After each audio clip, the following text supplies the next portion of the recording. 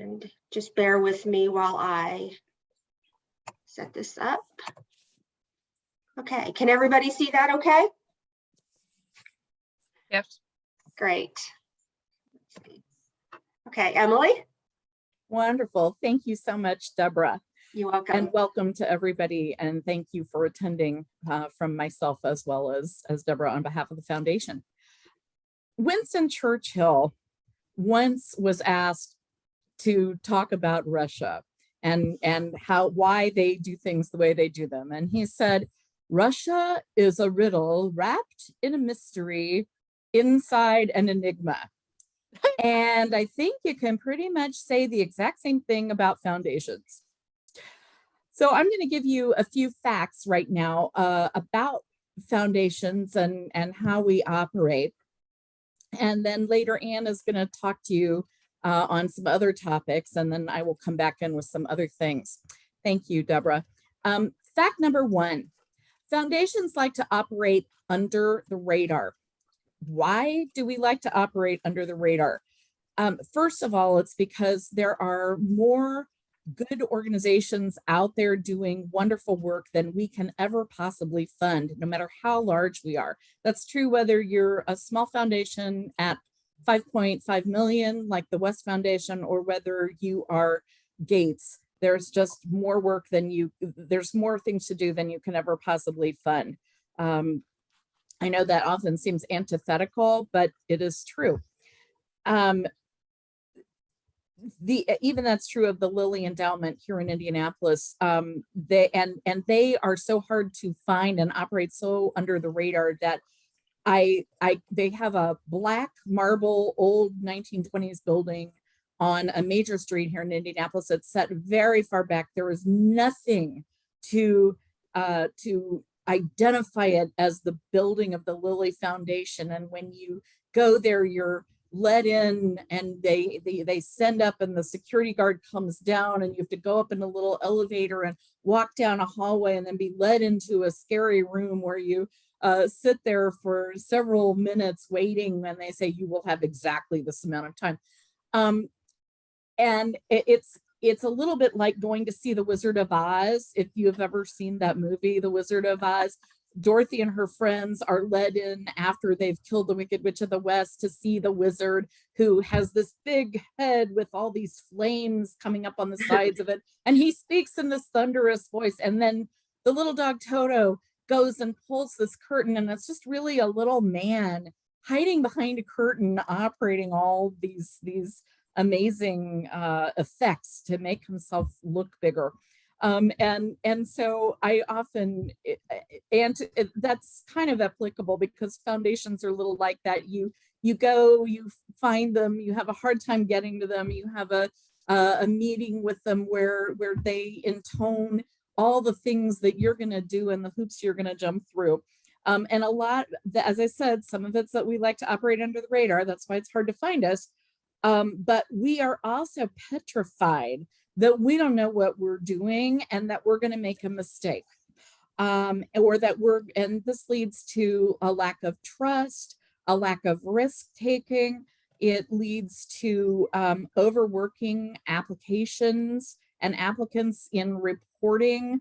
None of this is good. It leads oftentimes even to some of us, I'm sorry to say, meddling with programs and saying, well, you need to adjust your program this way in order to get funding from us. And none of this is good for the nonprofit sector. So these are the reasons.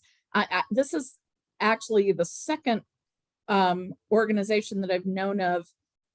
Just a week ago, another one of our colleagues had a similar setting type of webinar to this. And I think in a couple of weeks, the Chronicle of Philanthropy is going to do something similar for working with program officers and understanding how that works. So this is obviously a topic that is right at the forefront, and people are recognizing that things need to be done to demystify foundations quite a bit.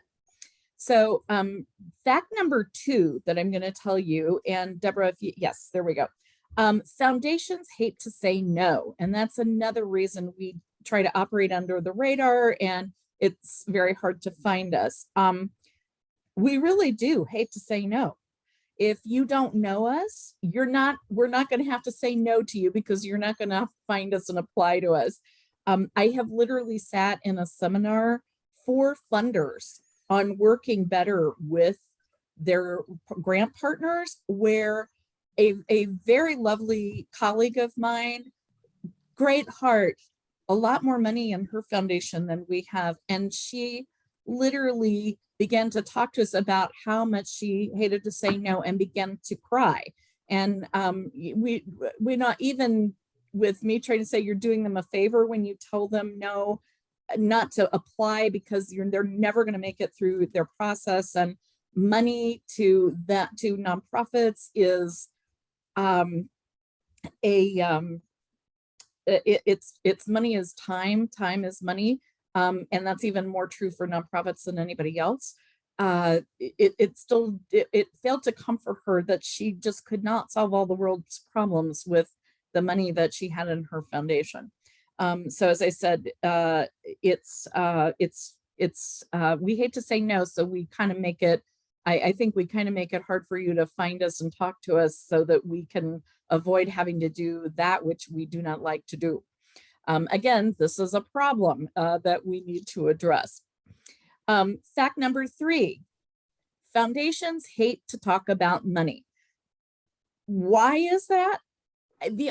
From my own perspective as an American, and I know we have at least one non-American here in the chat today, but as an American, Americans have serious issues about talking about money.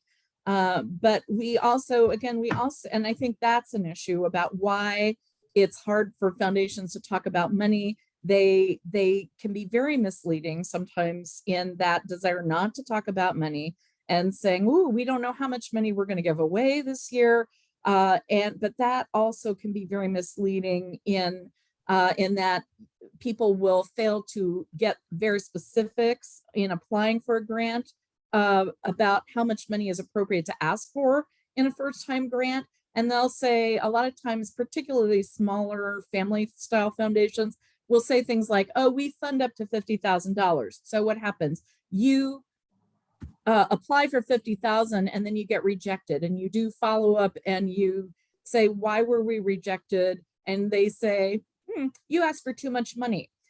So again, this is another issue where we need to do more education in our own part of the philanthropic sector on talking more about money, understanding that you can give a 3-year rolling average of what you've given, understanding the difference between what you'll give a first-time organization and what you will give an organization that you've developed an ongoing relationship with.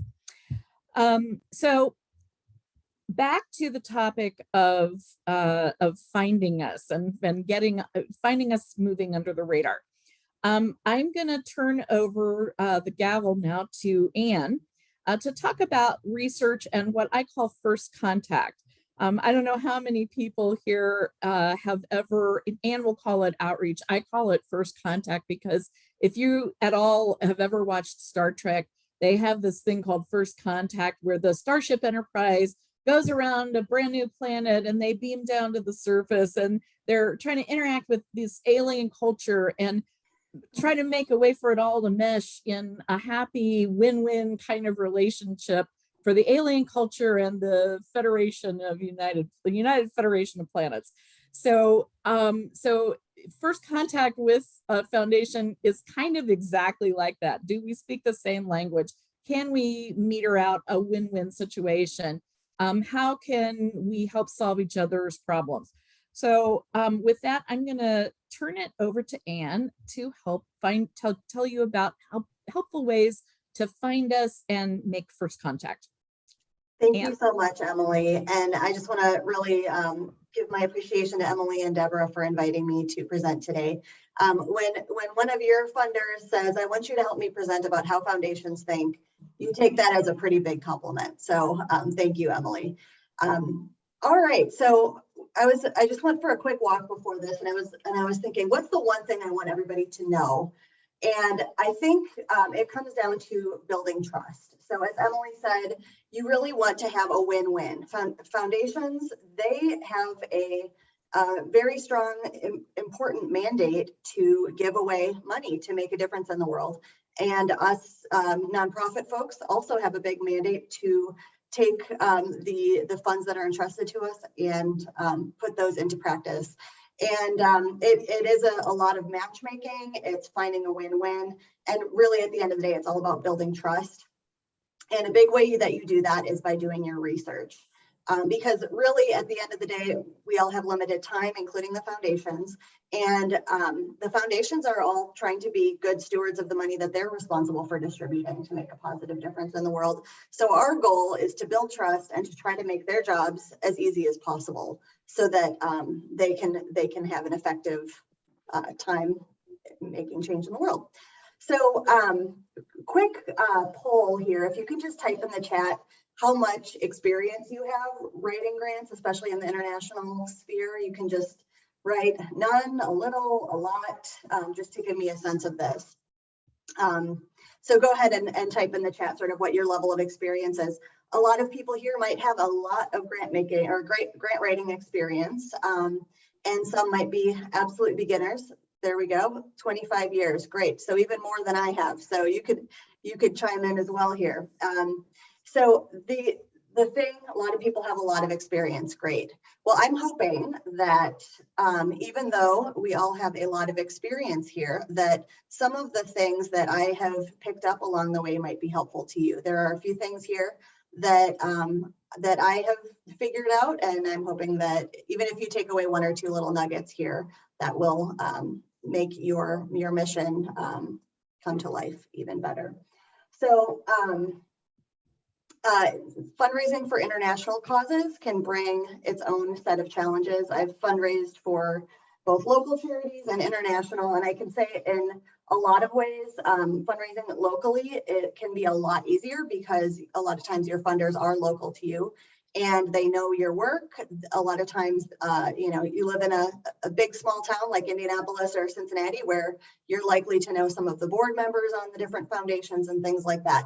When you are fundraising for an international charity, the world of possible funders is as big as the world. So it gets a lot harder to find that needle in the haystack.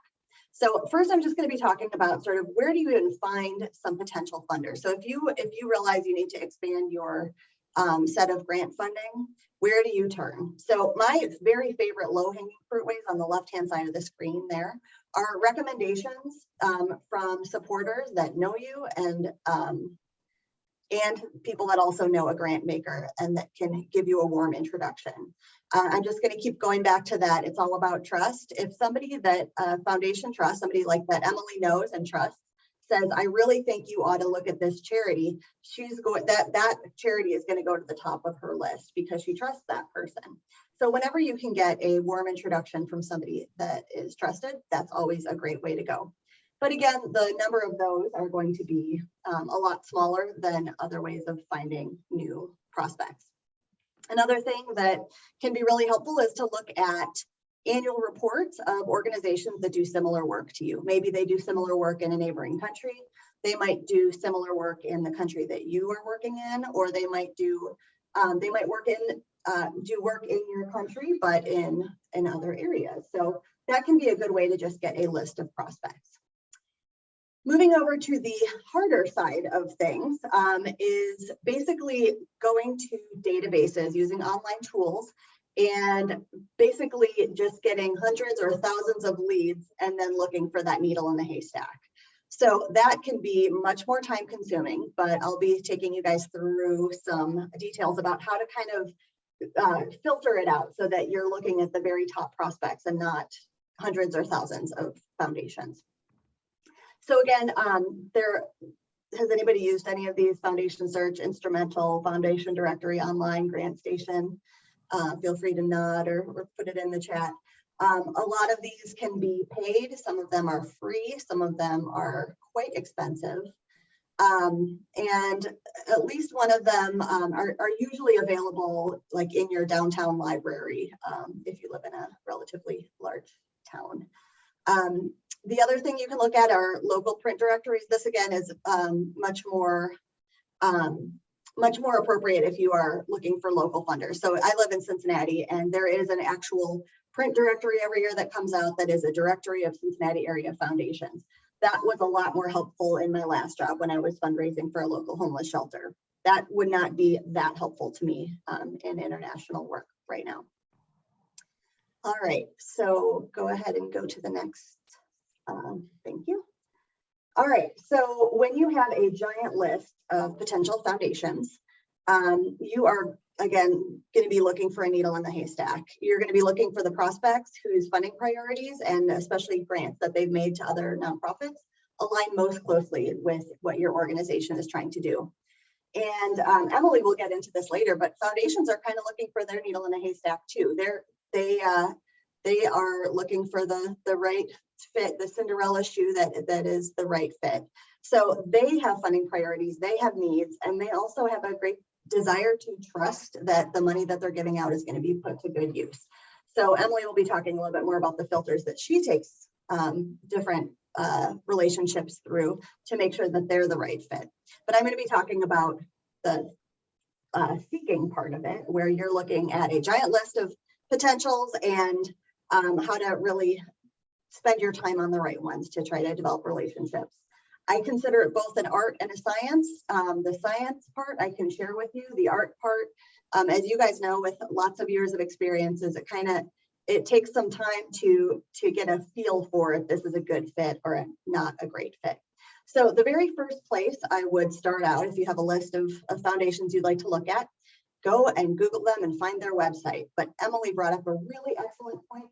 A lot of foundations, especially family foundations, may not have a website. Two reasons for that. One, they want to be under the radar. They don't want you to find them. Number two, they might be small and not have a staff. They might have somebody who's a family member on the board, and that person manages the foundation on the side in very part-time. So they don't have time or interest particularly in having a website. So if you do find a website, that can be both a blessing and a curse. Blessing is you get a lot more information. A curse is that there are probably a lot of others that are also looking at that foundation as well if they have a website.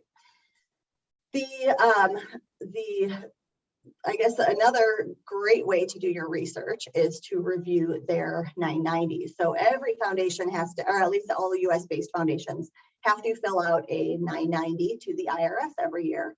And as Emily said, foundations may not like to talk about money, but this is all public record, and it's a way for you to really suss out whether this is a good money fit before you ever even make that first contact.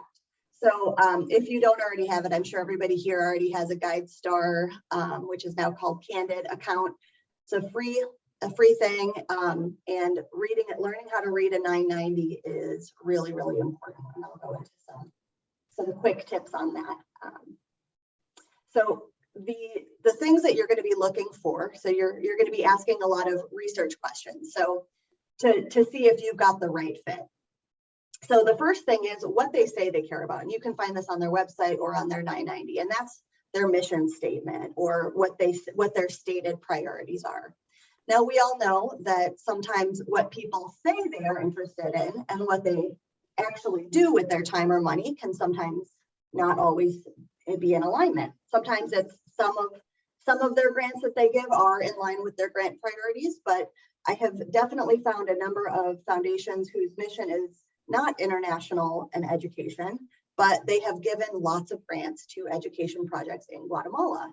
And that might not be one of their stated priorities, but it's really great. And we've been able to get in with a lot of these foundations because what they say they do and what they actually do, we've been able to sort of read between the lines and see what their sort of unstated priorities and values are.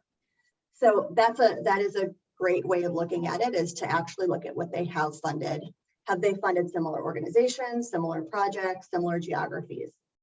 I just have gleaned from introducing before this session started, but there's a lot of us doing education work, and I think almost everybody here is doing international work. So we all have something in common with that. So the other thing is trying to figure out the right fit for money. So I'm thinking of the Goldilocks fairy tale, where we're not way too small for them and they're not way too small for us, and that we're in the right range of what our needs are and what typical amounts they generally grant. And Emily brought up a good point too, that sometimes what they will grant to you after many years of building trust and relationship might be different than a first-time grant. So generally you might get a smaller grant just to see how you do with it and to build that trust and make sure that you're stewarding money well before the amounts can go up. The other thing you want to look for when doing your research is, are there any red flags?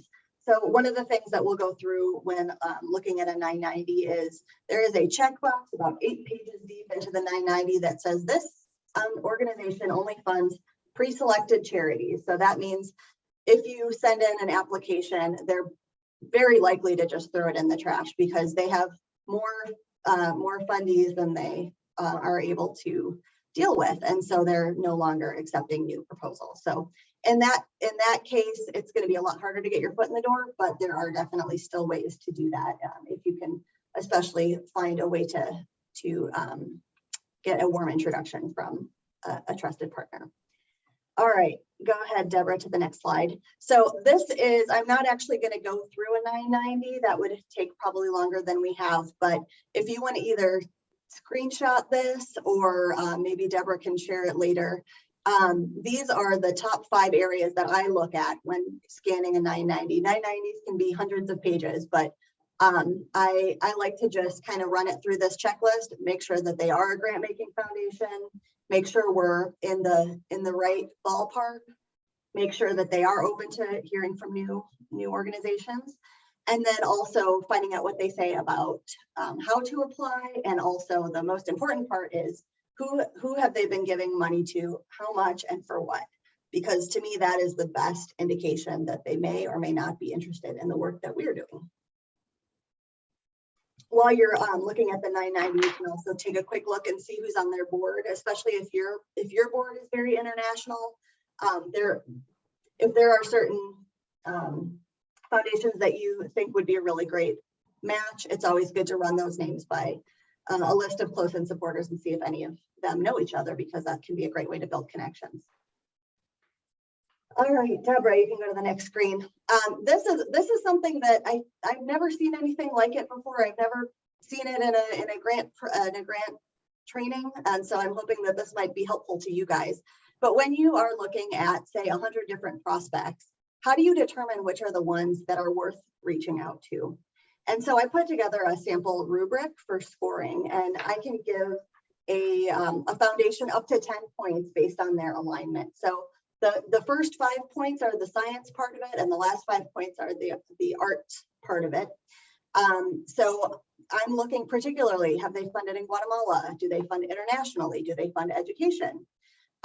If that pre-selected only is checked, they lose a point there. And do they have the potential to fund at least $10,000, even if it's down the road?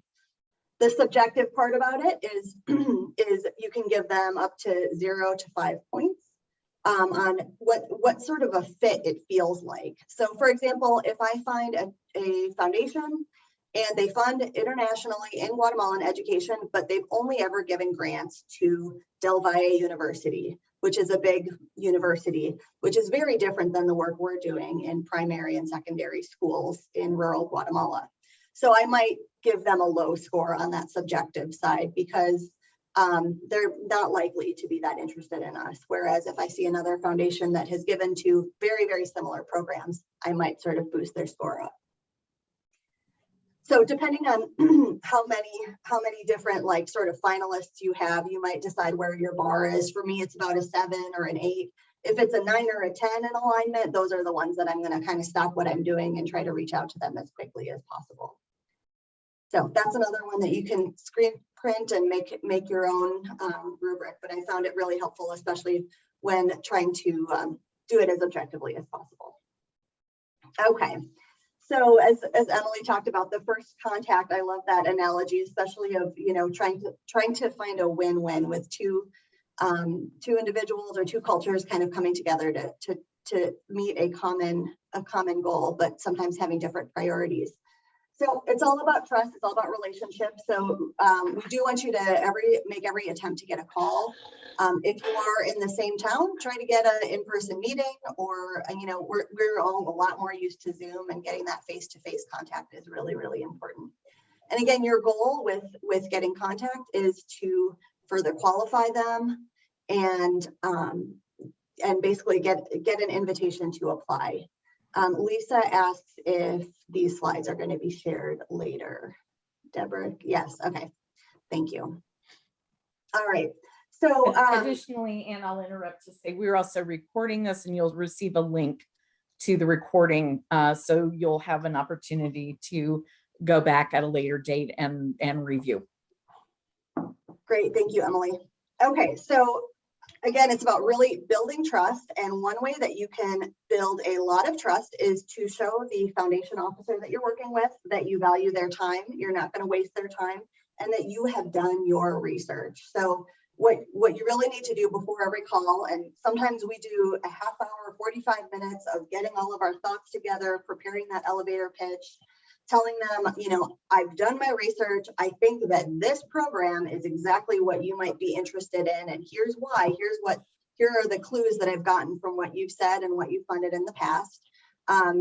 Because again, nobody wants to get just hit with a generic pile of papers that somebody has, distributed to every foundation that they've found. They want to know that you get them, that you are helping them to try to achieve their goals. So you're going to want to make it brief too. Quickly share your need, how you meet it, and how the foundation can be part of your mission in a way that achieves their goals. And again, you're going to be looking at, I don't think I mentioned this before, but as you can, try and write down some of the buzzwords and the ways that they talk about themselves, whether that's on the website or in their 990. Okay, so the next 2 points, ask what they like to fund and ask what makes a successful proposal to them, is all about listening. So it is, you want to ask a lot of open-ended questions to find out what they're trying to accomplish.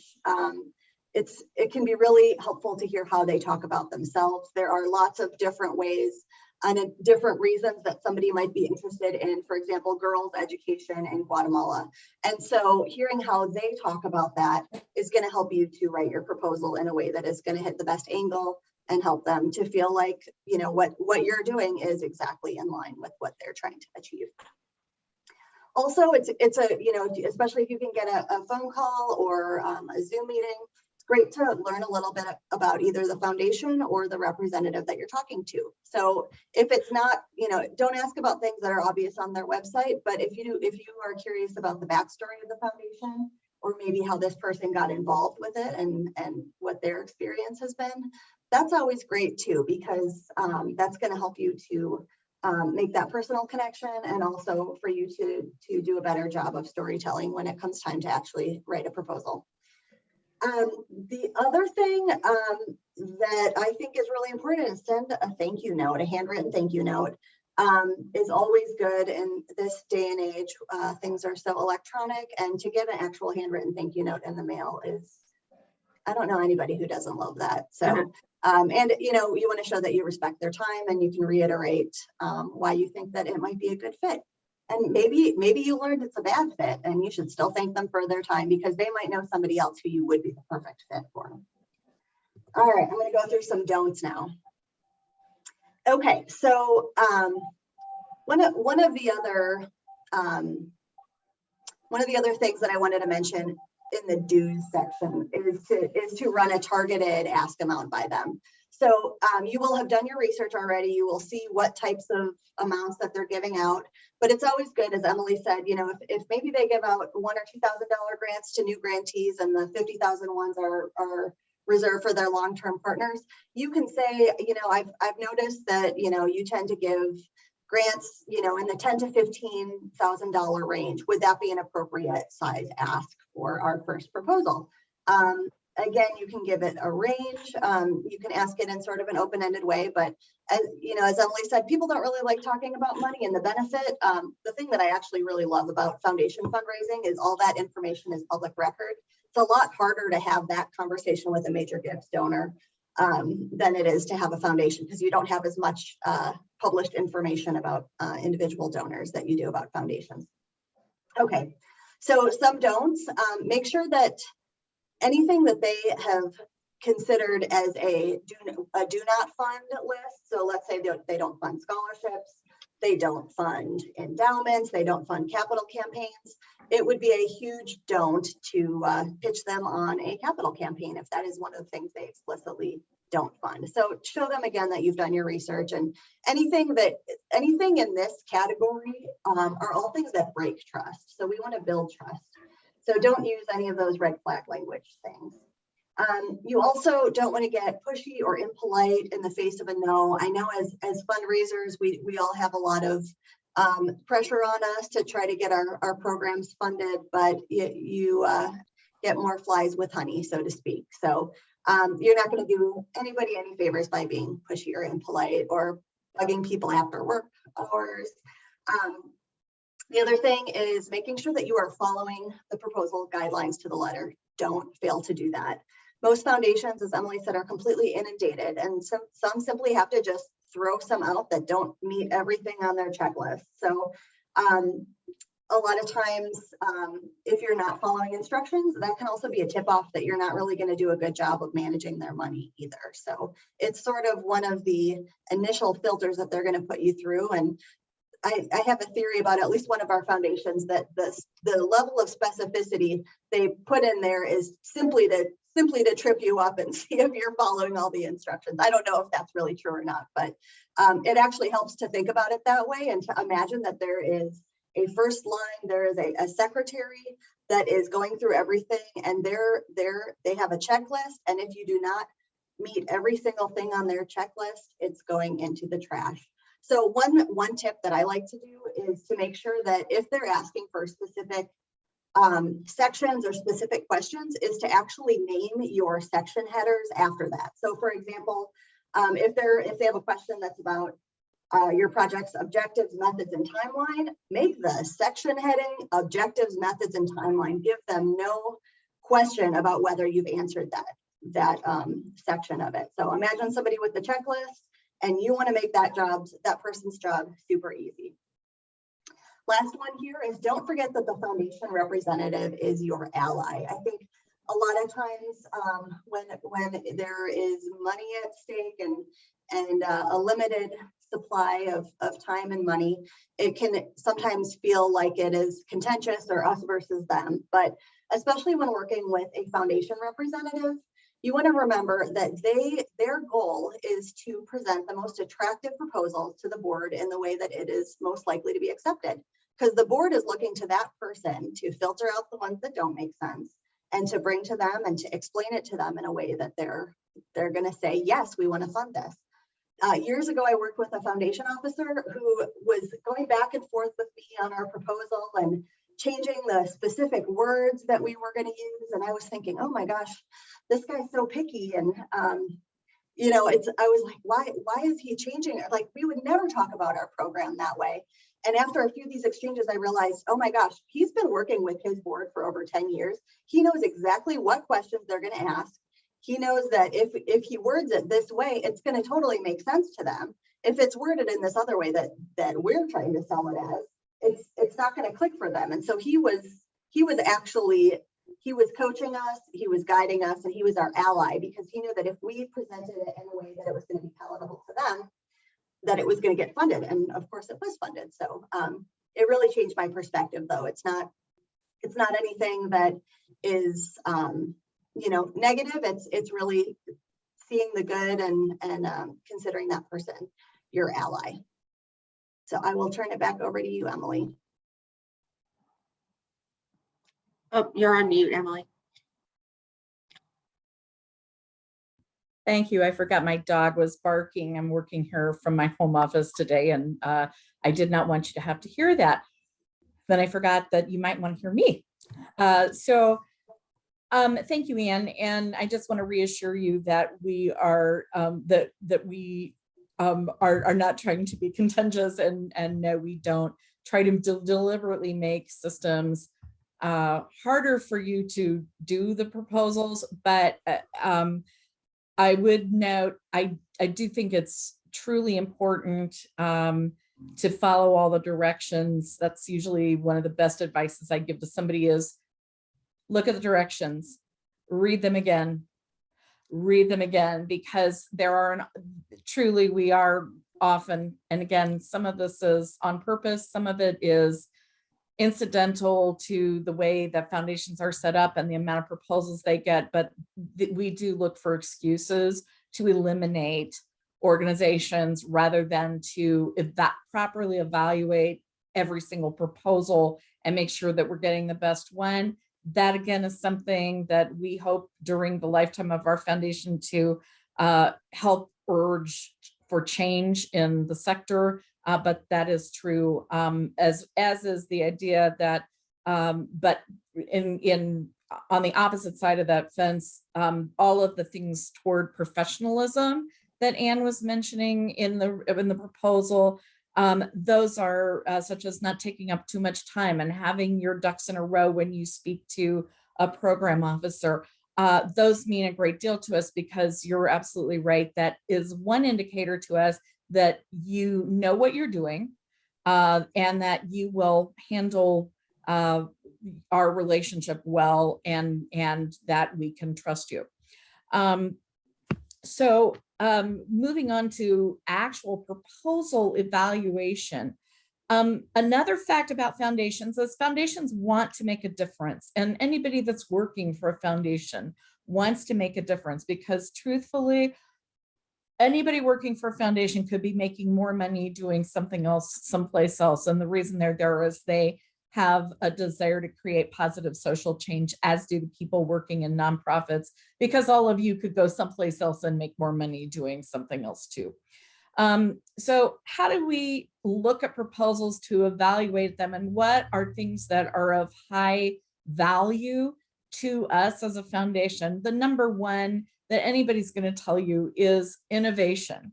Foundations love innovation because they want to create impact.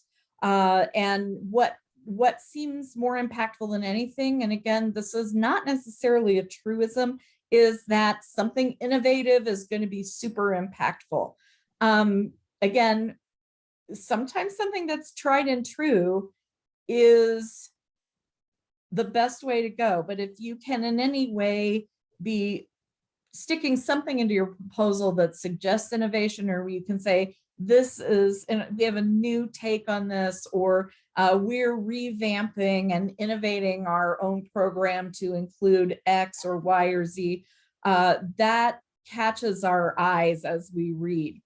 A second thing is that make sure that your application gives the impression that this is a high priority project to your organization, that it's really why it's important that your organization do this, because again, we want to feel like we're making a great, creating an impact, making a big difference, doing something important with the money that we are the stewards of. And this is a very human desire. And so when you appeal to people's humanity in that way, not in a poor us way, but in a, this is something you would be if you join us with this, you'll be participating in something that is very important because this is a high priority to our organization. That too is a filter that suggests to us that we should be participating in it. Determination of the organization to get this done.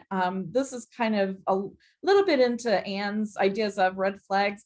No one ever wants to hear, oh gosh, if you don't fund us, there is no way we will ever get this project to happen. Because as another one of my colleagues put it one time, no one wants to hear your sad story. I will hear your sad story, but in general, and you can tell me, I'm your confidant, personally, me, Emily at the West Foundation, but a lot of foundations and program officers, particularly, they get very nervous about how will you do this if we don't fund it? And if you go, gosh, I don't have any idea, and gosh, if you don't fund this, we're probably going to have to drop this. And I did have an actual fundraising executive say this to me because we couldn't fund them at the amount they requested last year. Well, we're going to do this, but it won't get done completely. And I felt terrible about it, but I just did not have the availability or the ability fiscally to fund it at the level they wanted last year. So I did tell her to check back with us this year, early in the year before their annual review is up, to see if we would have some more money and be able to finish it out. But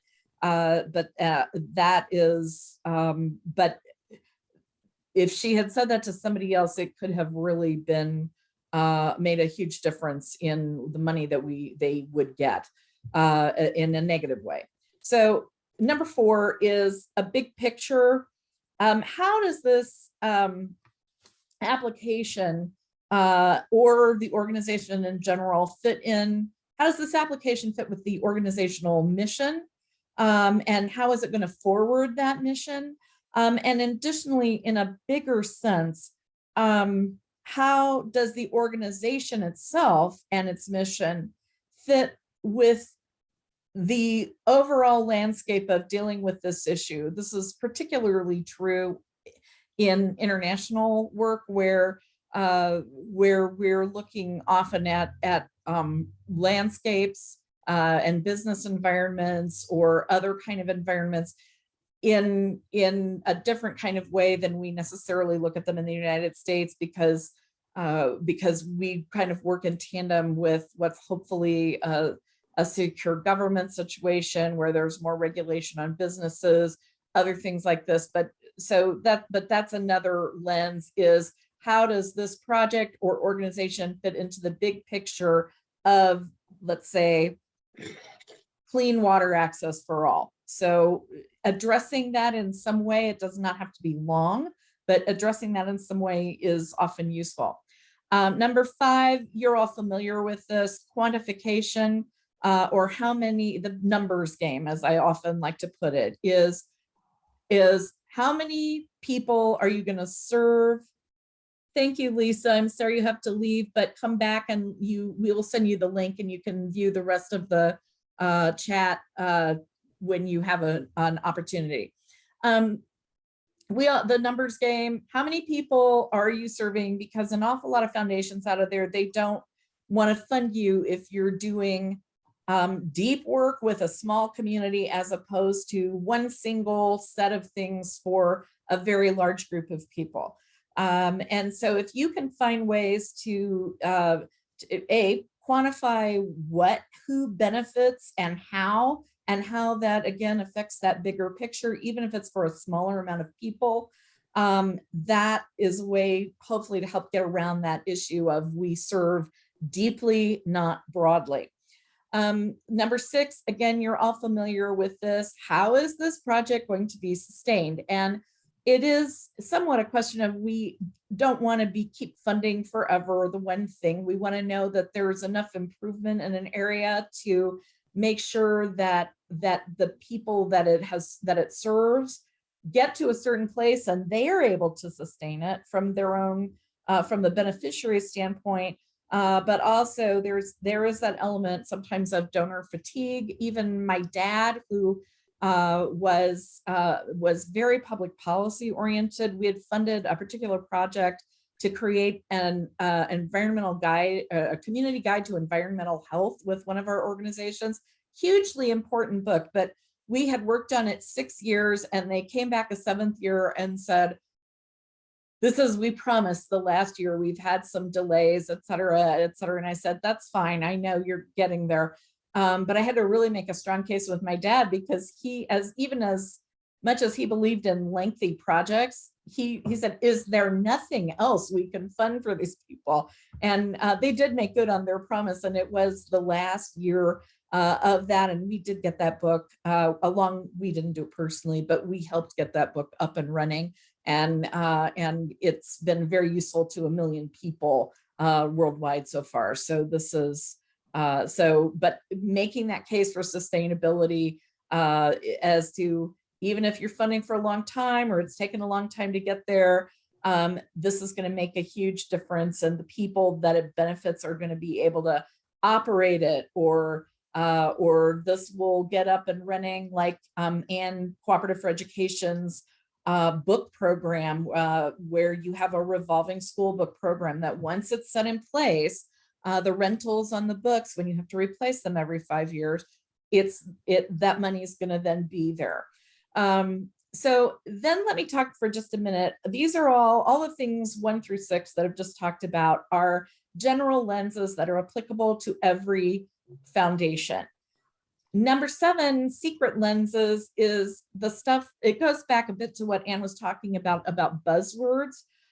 Secret lenses are ones we don't have them on our website as a pillar of funding. But if you look at the projects we fund, which we do have on our website, and a description for every 3 last years of funding as to what we funded, you're going to find an awful lot of mention of women on there. You're going to mention leadership.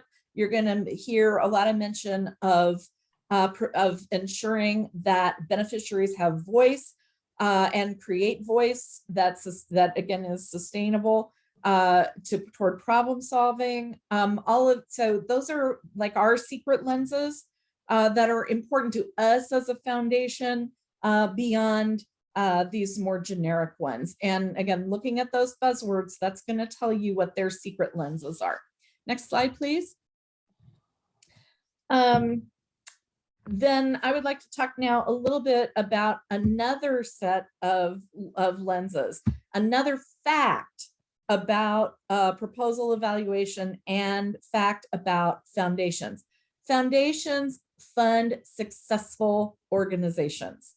And you probably think of that as being, oh, they're financially successful. Not always. They can be startups. Oops, can we go back? Thank you.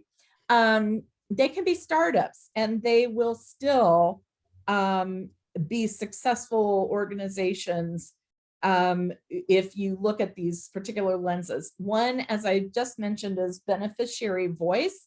And in this case, rather than developing the voice of the beneficiaries as a whole, we're talking about ensuring that though the community that you're serving is actively participant in your program. This could be that you have board members from that program. It could mean that you have, or from that community. It could mean that you have staff members from that community.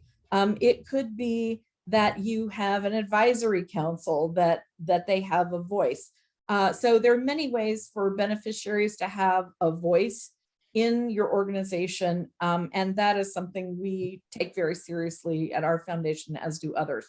Another thing I think is important is to have at least one paid staff person, and the reason for this is, and it could be a consultant, it could be your development officer, it could be that you're a one staff ED person, and you get paid at least some kind of remuneration for what you do, because if your organization does not value its work enough to pay its staff at least something, then why should we value your work at that level as well? And I have seen way too many times when a founder, in particular, it's founders that do this, they get all these people to volunteer to do the work. And they pay them nothing, or maybe they have teachers working for them, to do an education program in country. Pay them something, because it says to us, A, you're sustainable, B, you have a vision toward the future of being sustainable, C, you value the work that they do, so we should also value it, and D, you are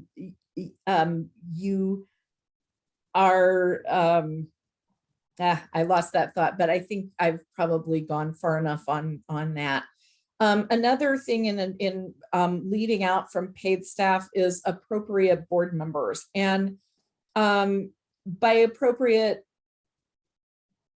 I mean, enough board members that are not just family and friends, but those who are able to be advisors, such as attorneys or marketing people, or someone that has a lot of volunteer development experience. So they're going to advise you on that. So you have a group of advisors, but that you also have a group that's willing to do watchdog on your organization, because even founders and good CEOs make a mistake. And again, it talks toward the professionalism of the organization, and that the organization, just as with paid staff, is in it for the long term. And if a founder dies, there's going to be somebody to carry on that work of the organization.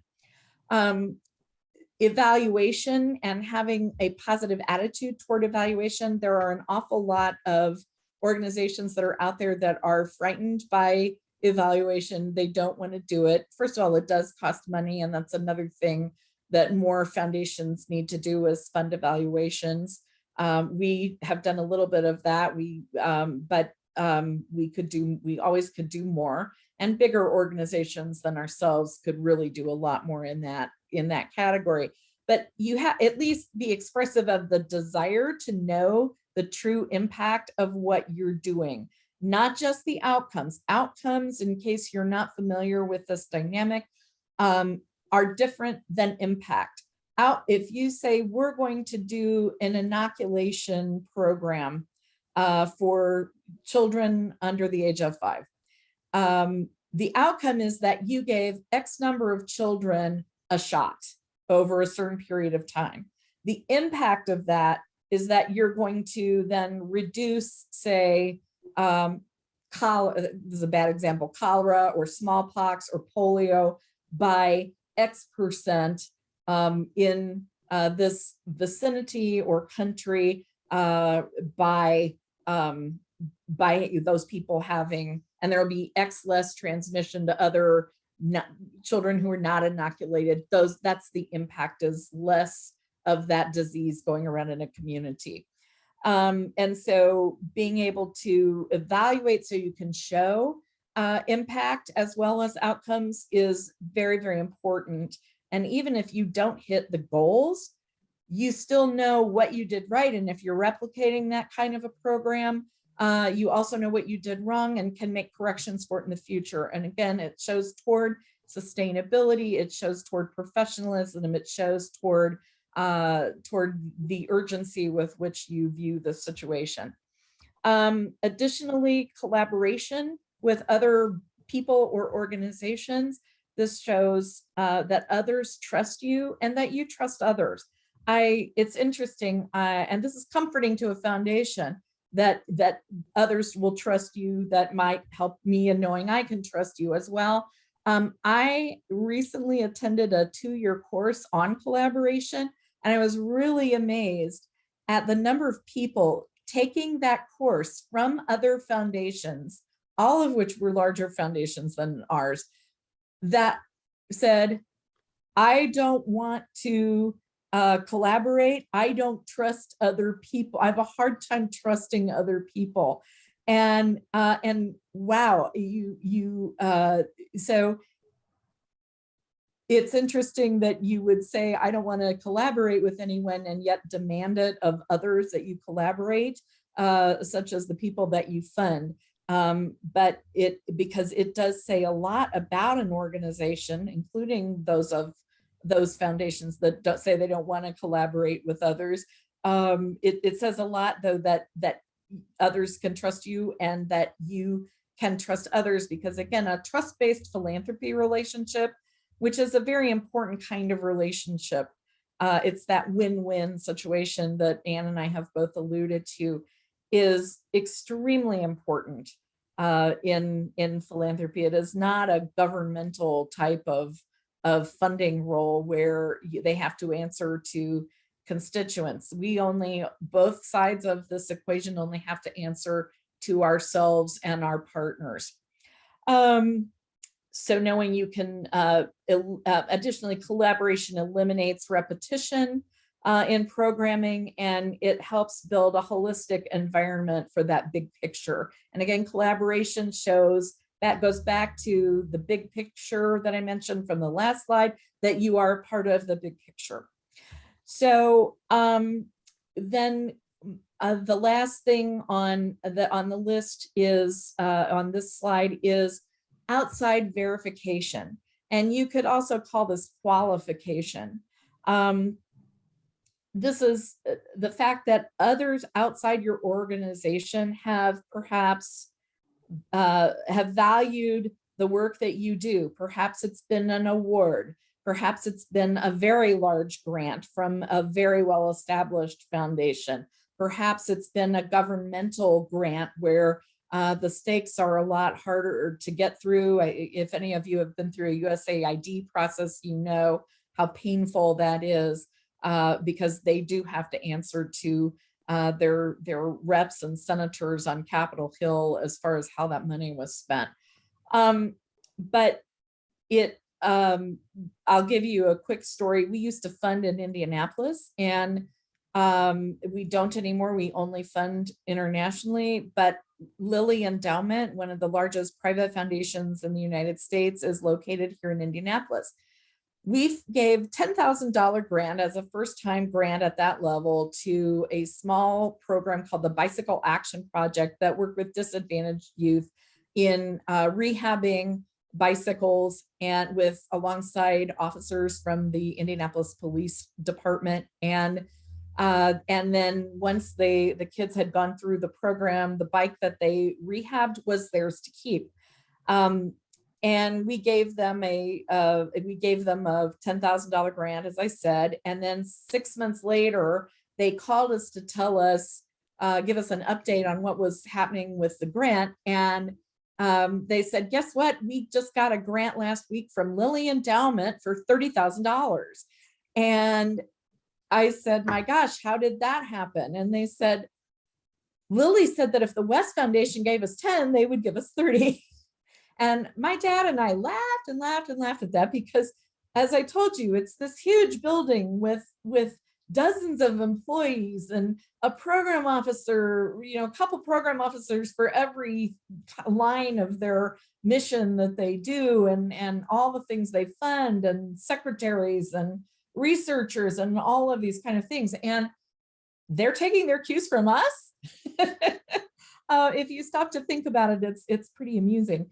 And so, but that outside verification from others certainly spoke a lot to one of the biggest organizations in the United States. So what I'm saying with this is, in your proposals, wherever you can, don't hide your light under a bushel. The first proposal I received from Cooperative for Education, Anne's organization, this was well before Anne's arrival.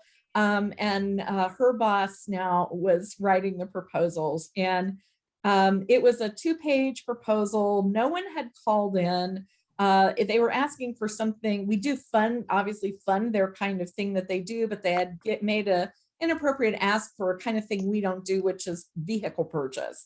And I looked at what they were doing, and I looked at the very last paragraph on the back page. He had written that they'd received a $2,500 award from I believe it was the World Bank for Rural Education Innovation. And I went, wow, if the World Bank thought that they were worthy enough, there is something going on with this organization, even though this is really, truly an awful proposal. And so, but that led to a 15-year relationship with Cooperative for Education, and so and a relationship we're very, very proud of. So next slide. Yes, thank you. So with all of these, the last fact I'm going to give you for the day is that foundations consider the number-1 indicator of success, you can see it right there, to be passion. I had an opportunity in a gathering with a significant group of very large funders a few years ago, to gather them at a lunch table and ask them what they considered to be the indicators of success, and particularly early indicators of success of a program. One for which they might give that first time grant of $10,000 or larger. And that I was totally surprised to hear it had nothing to do with the quantification or the qualification. It was the passion of whomever they were talking to, often a founder in that case, or a CEO, but it could also be a development officer. But to feel that passion for what they're doing and the work of their particular organization really meant a great deal to them. So when you are talking one-on-one, whether it's a small foundation or a large organization, being able to convey your story of your organization with a sense of the passion you have for the organization and the urgency of what it is you're asking for is the number one thing that, thank you, Elizabeth, we'll hope to see you soon, is the most important thing that you can offer, either in a personal conversation or a proposal.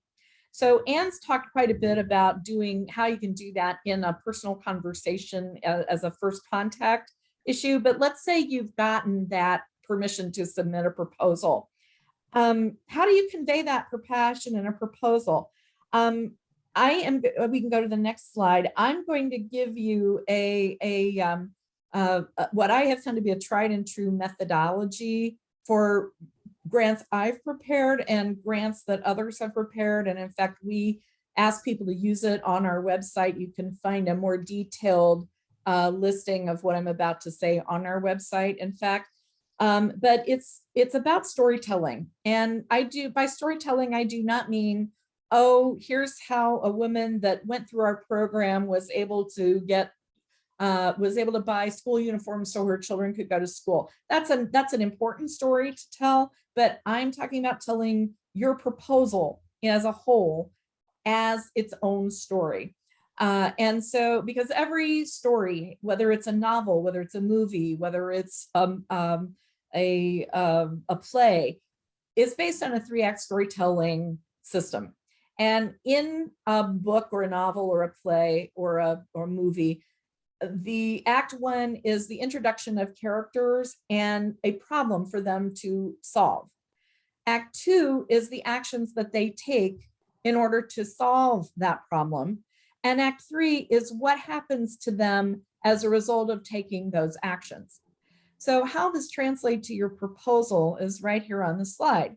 Act 1 of your proposal is giving the history and the mission of the organization, your mission being, i.e., the problem you exist to solve in society. Act 2 is your project description, your narrative of what you are asking to apply for. And Act 3 is what do you anticipate will be the outcome or outcomes and impact of that program taking place. And if you can, this is one way of organizing your organization should you be asked for a full-blown written narrative, as we do at the West Foundation. And if you can convey that with, again, the passion and the urgency that you feel for your organization and the project, you are halfway there to getting an approval. Now, I know that we can go to the next slide.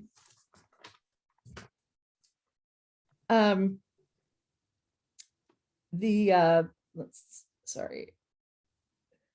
know that you also want to tell it in a compelling manner. So how can we make this compelling? These are a few tips I have. The first one being, don't give up the use of the word very. Don't say, for example, don't say very accurate, say exact. And I'm not going to give you a whole slew of examples because there is a very good example of this at the link that's below on this slide, which is www.proofreadingservices.com/pages/very. And they have hundreds of words in several categories, about 6 categories, I think, that are alternatives for using very, which is an adverb. And it's better if you try not to use adverbs at all in your descriptions. The reason being, even very cute or adorable, adorable essentially works out to be the same amount of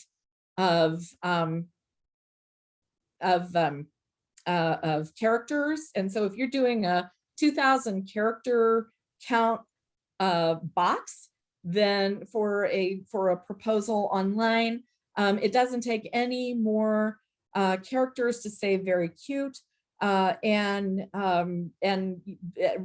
to say adorable than very cute. And so and yet it's a much more interesting word that will grab people's attention. Additionally, I always like to say use dynamic verbs. An example of that would be, don't say run, say race. Now, race in this case is 1 extra character, but it's a much, much, much better word as far as grabbing people's attention. And again, you're there to grab people's attention. That go back, please. That there's a list of 270 plus compelling dynamic verbs at that link below, www.blog.readsy.com/list forceful, and that should not, between list and forceful is an error, or between forceful and verbs, that's a clerical error. It should, the character between forceful and verbs should be another hyphen. So list hyphen forceful hyphen verbs /, and you can find that. That's a whole series of blogs at readsy.com, which exists to help writers do better editing of their own work. And they have 10 different categories of dynamic verbs: verbs for holding, verbs for saying, verbs for attacking, verbs for transformation, and that are very, very useful. And I'll finally also recommend, I think these are very easy lists to go to, but I live with a thesaurus by my computer. And if you don't have a Roget's thesaurus, there are online versions that you can utilize. I'm old fashioned and like to have the book, but do consider investing either in a good online or a good hard copy of a thesaurus to make your language more compelling and urgent. Okay, we can move on to the next slide. I'm gonna, with those, I will come back to a few tips on the very scary 2,000 character box in a few minutes. But before we do that, I would like Anne to give you some tips on making your budget narrative equally compelling. Thanks. Thank you so much, Emily. So yeah, as Emily said, a budget can either be something that you just slap onto the end of a proposal, or you can actually use it as an opportunity to further tell your story. And I much prefer the latter, because your budget is an opportunity. If somebody really wants to know what you're going to be doing with your program, they're going to look at your budget actually and say, okay, like, follow the money trail. Where are they actually putting their dollars to make this change possible? So if you consider, especially with in cases where you have a very limited amount of time to tell your story, or limited amount of space, your budget really can extend that ability. So one thing that I feel like we do really well at COED is to break out spending into what we call functional line items. There are certainly foundations that will say you must use this budget format with occupancy and staff salaries and telephone lines and like all the specific categories. Most don't do that though. And if you actually want to continue to tell the story, you can actually regroup things into functional line items. So instead of saying staff salaries, you can divide up the amount of time that your staff is spending on doing a community needs assessment, a training seminar, evaluation, all of the different actions, those dynamic verbs that Emily was talking about are all the things that you're doing with the money. And so while, you know, if you're doing a community needs assessment or a training seminar, yes, you are paying your staff members to do that. But what you really are doing is you are training a whole bunch of people, a whole bunch of teachers, for example, in a rural community in Guatemala. And that's what the money is being used for. It's so basically is a way to further carry out the story about what you're going to be doing with their money. You will likely need to work with your finance people to kind of shift the way that you're doing your budgets. It can be a little bit of a growing pain, but it's absolutely worth it to get it right. In those cases, it's also extra important to do a budget narrative, especially for lines that might not be self-evident at first glance. So if you have community needs assessment, then in your budget narrative, you can say community needs assessment means that we will be traveling to X number of schools and meeting with parents, you know, all the different things. And then that again is a way to show all the different things that you're going to be doing. And that really helps to paint a better picture of what your program is doing.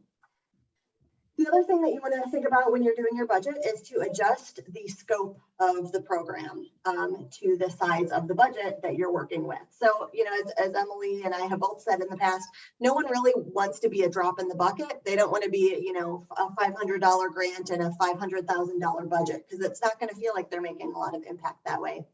On the other end of the spectrum, nobody wants to be the only one funding you. So there's a big fear then that if they don't fund you, that this program is going to crumble. So it's really finding that sweet spot of this individual funder's contribution towards the overall whole of the program. So if you have a $500,000 program, for example, that's going to be throughout an entire country, but you need it to not feel like as much of a drop in the bucket, you can sort of divide it into a geographic area. So in this department of Guatemala, we're going to be doing this program, and then you can actually narrow the scope of the budget and have the proportionate spending from the foundation make a bigger impact in that specific scoped down version, if that makes sense. Okay, so you can go to the next slide, Deborah, please. Okay. For some reason it's not. Looks like my computer is frozen for some reason. Sorry about that. Well, I can keep talking. And one thing I wanted to mention about there we go. Great, thank you.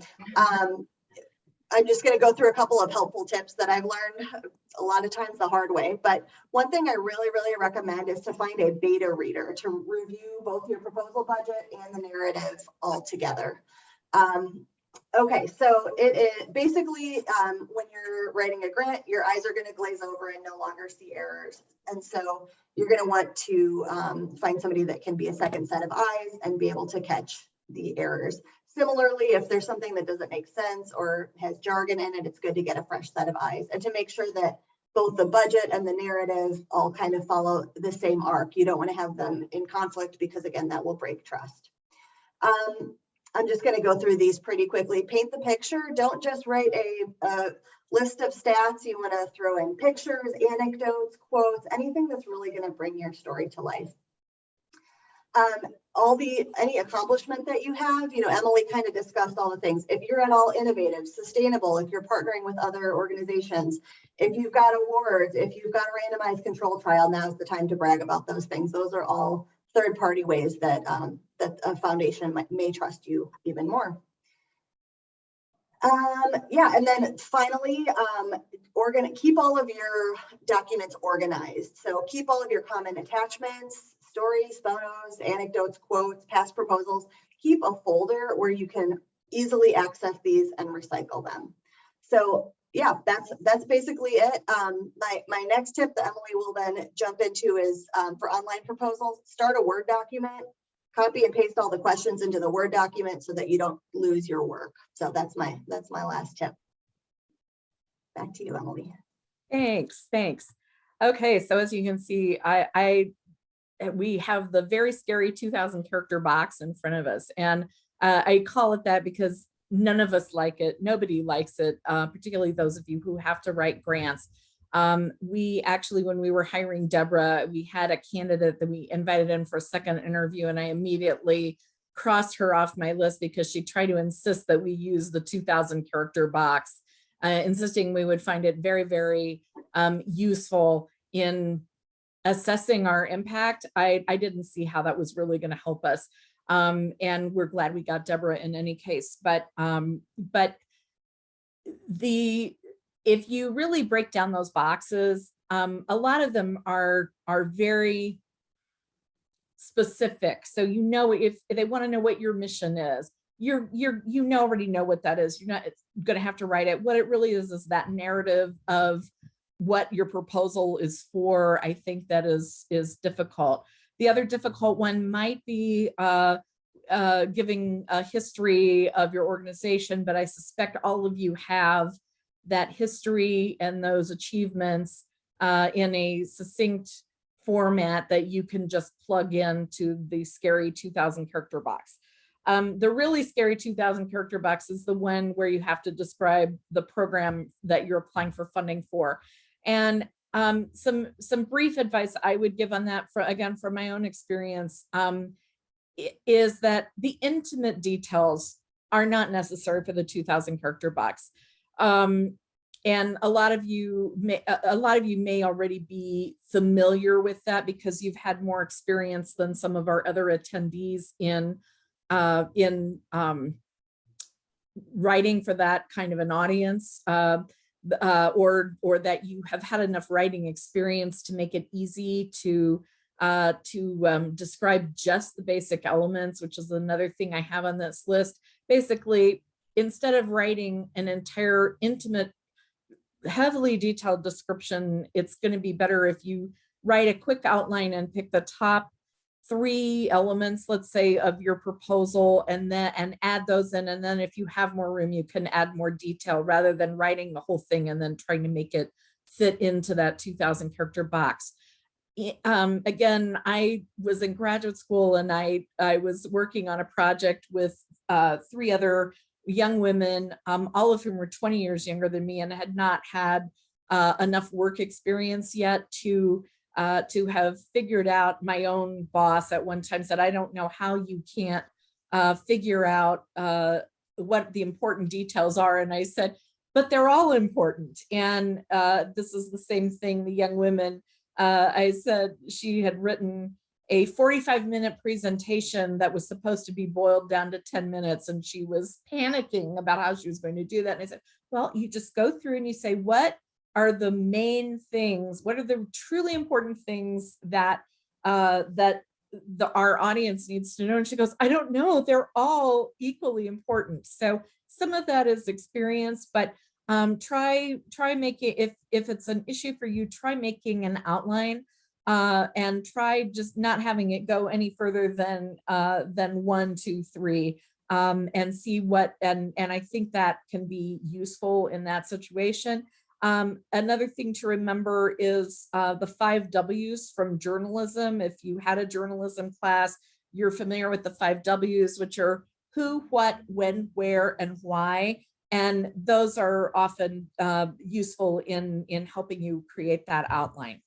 So with that, so that at some point I think we're gonna have a bull session for one of our convenings on proposal applications and what all of our beneficiaries and funding partners find interesting or difficult about that, and what kind of things they'd like to see change. So Deborah, if you'd note that for future reference. But so far, that's my best advice on dealing with the online application process rather than a traditional written narrative such as we use at the West Foundation.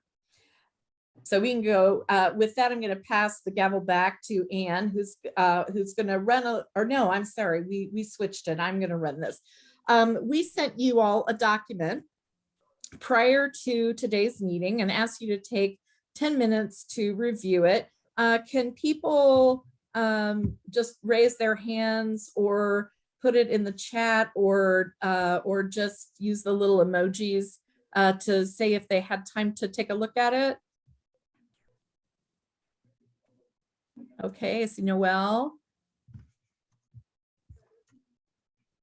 Anyone else?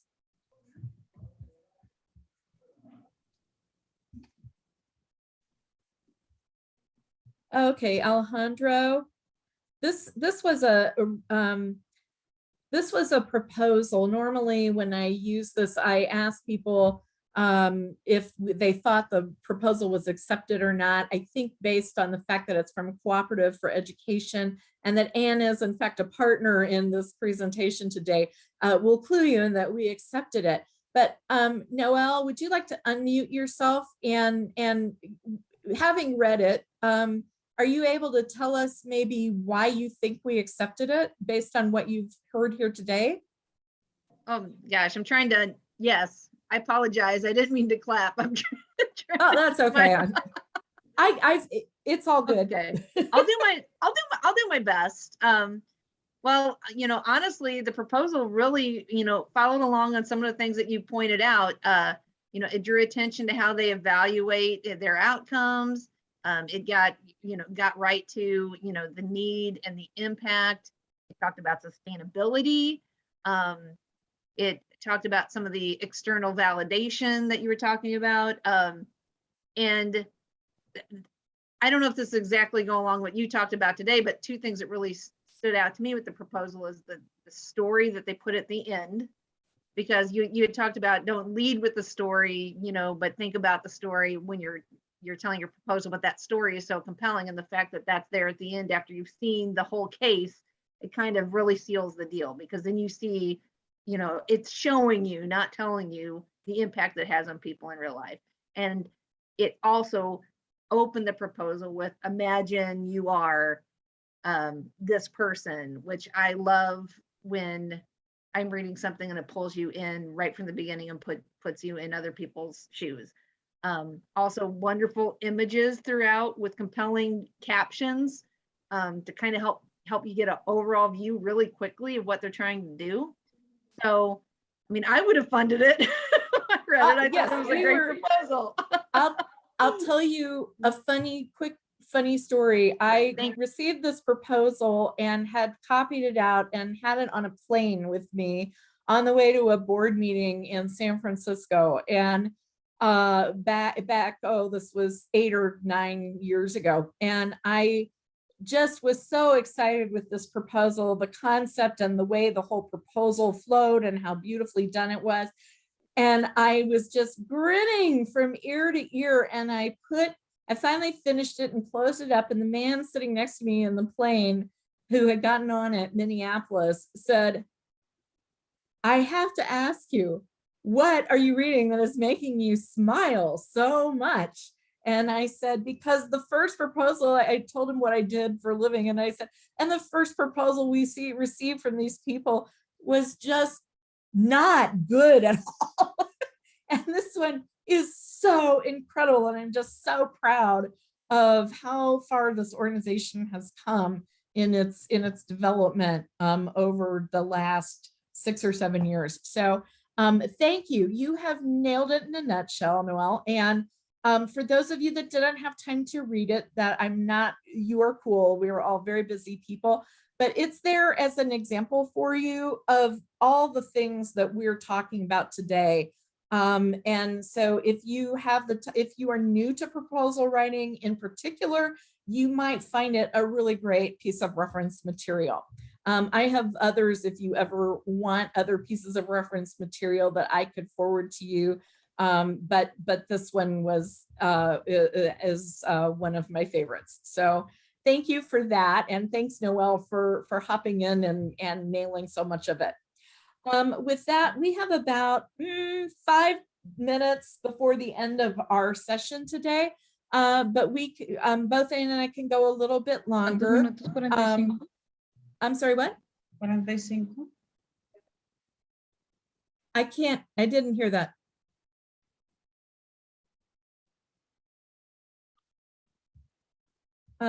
Not sure who was saying what there, but I'll just continue. We have about 5 to 10 minutes for questions. If anyone has a question, you can either raise your hand or type it in the chat box.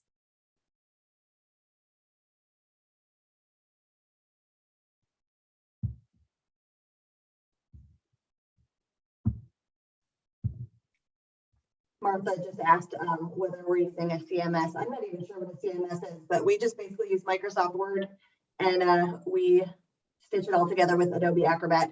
Actually, the case studies at the end, the voices, I think that one was actually done using a Mac, using Pages, but we don't even use that anymore. Thank you.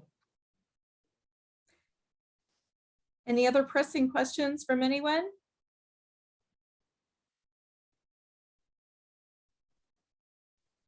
Well, it sounds like we hopefully answered at least some of your questions then about how foundations think, how we, why we do what we do, some of our faults as well as some of our good points, and ways to help navigate the way that we think and the way that we evaluate. So with that, I'm going to turn back over to Deborah to sign us all out. Yeah, thank you, Emily. I just wanted to say thank you for everybody for participating. If you have any questions, please email me. I'll be sending this link out on our new YouTube channel here in the next few days. And again, we're just excited that you all participated. And Thank don't you forget for to this fill out the opportunity. survey. Right. Yes. Thank you. Thanks so much, everybody. We will hope to see you next time. Take care. Bye. Thank you. Thanks Thank for doing you. this. We Bye-bye. appreciate it. Bye. Video. Bye, Ann.